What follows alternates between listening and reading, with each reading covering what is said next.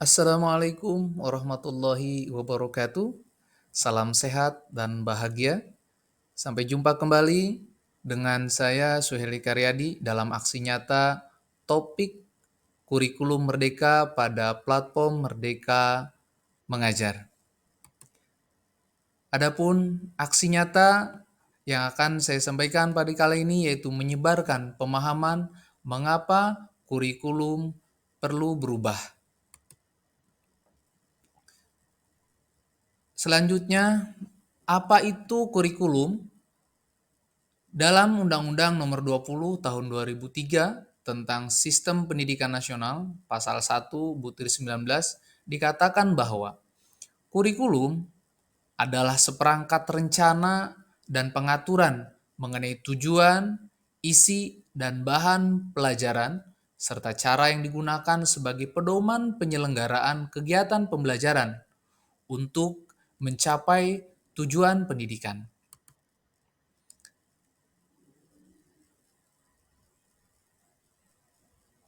Kurikulum yaitu merupakan titik awal sampai titik akhir pengalaman belajar peserta didik.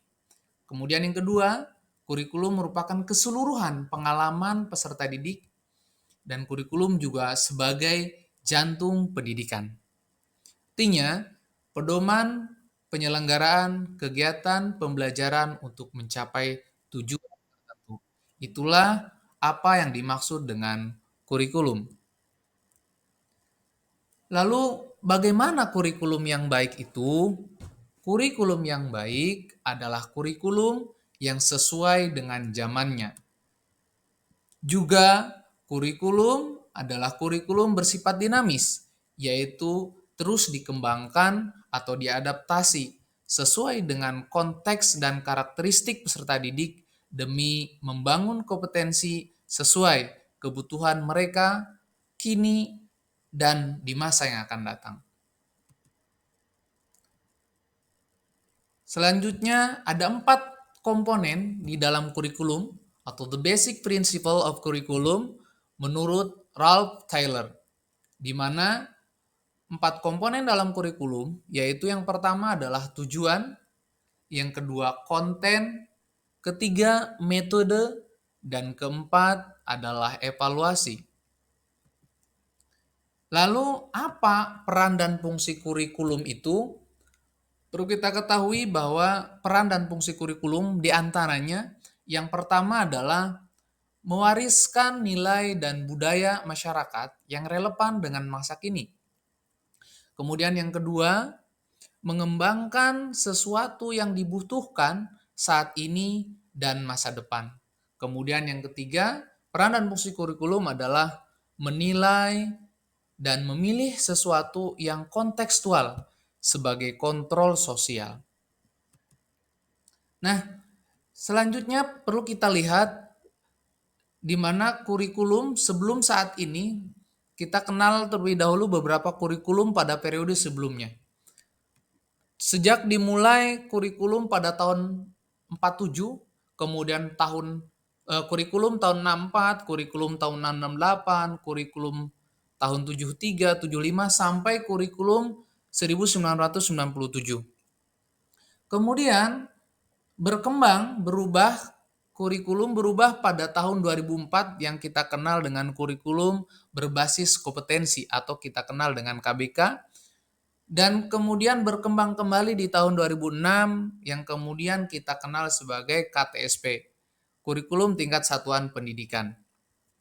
Dan di tahun 2013 kurikulum berubah kembali dengan nama kurikulum 2013.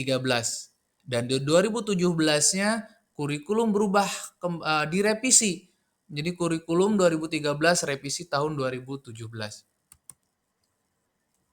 Lalu mengapa kurikulum perlu berubah? Nah, beberapa isu kekinian yang mempengaruhi kurikulum perlu berubah. Yang pertama adalah perubahan iklim global. Yang kedua, teknologi digital. Yang ketiga, industri multinasional dan transformasi digital.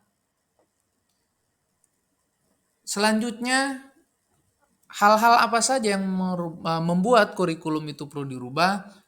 Alasan yang pertama adalah agar relevan dengan perkembangan zaman. Selanjutnya agar dapat memenuhi kebutuhan belajar peserta didik dan agar dapat menyiapkan generasi cemerlang di masa depan. Fenomena perubahan kurikulum dulu dan sekarang, kita ketahui bahwa dulu sumber belajar adalah dari buku dan hanya dari guru di sekolah. Sementara di saat ini sumber belajar bisa datang dari media sosial, dari internet, buku, dari guru, orang tua, dan lain sebagainya. Kemudian fenomena perubahan kurikulum dulu dari cita-cita. Cita-cita dulu anak-anak bercita-cita jadi dokter, polisi, guru, pilot, dan lain sebagainya. Pada saat ini, cita-cita sudah berubah. Anak-anak saat ini banyak ketika ditanyakan sudah bercita-cita menjadi gamer, youtuber, kreator konten, dan lain sebagainya. Nah, bentuk sumber pengetahuan. Dulu sumber pengetahuan hanya bersifat narasi. Saat ini bentuk sumber pengetahuan sudah berubah menjadi teks, audio, visual, dan lain sebagainya. Hal-hal yang harus diperhatikan di dalam mengembangkan kurikulum, yang pertama adalah kebutuhan peserta didik.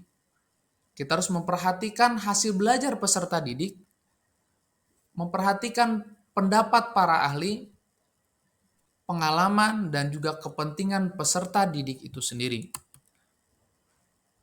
Lalu mengapa kurikulum perlu diadaptasi?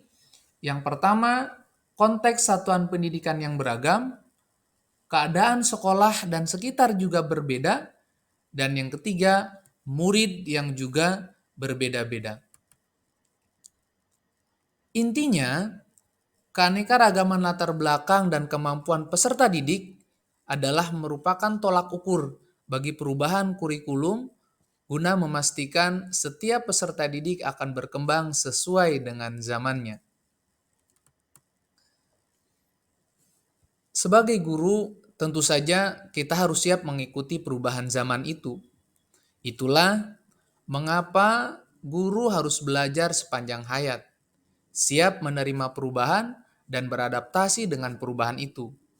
Guru harus keluar dari zona nyamannya dan juga harus terbuka dengan hal-hal baru.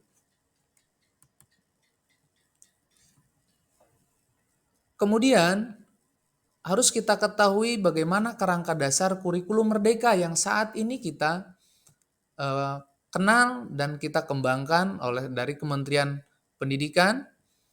Yang pertama, kerangka dasar kurikulum itu adalah tujuan pendidikan nasional, ke profil pelajar Pancasila, ke struktur kurikulum, ke prinsip pembelajaran, lalu prinsip asesmen, dan sampai kepada capaian pembelajaran.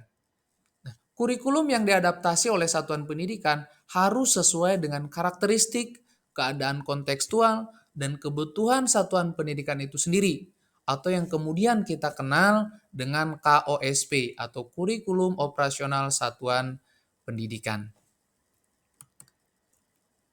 Adapun 5 prinsip pengembangan Kurikulum Operasional Satuan Pendidikan atau KOSP.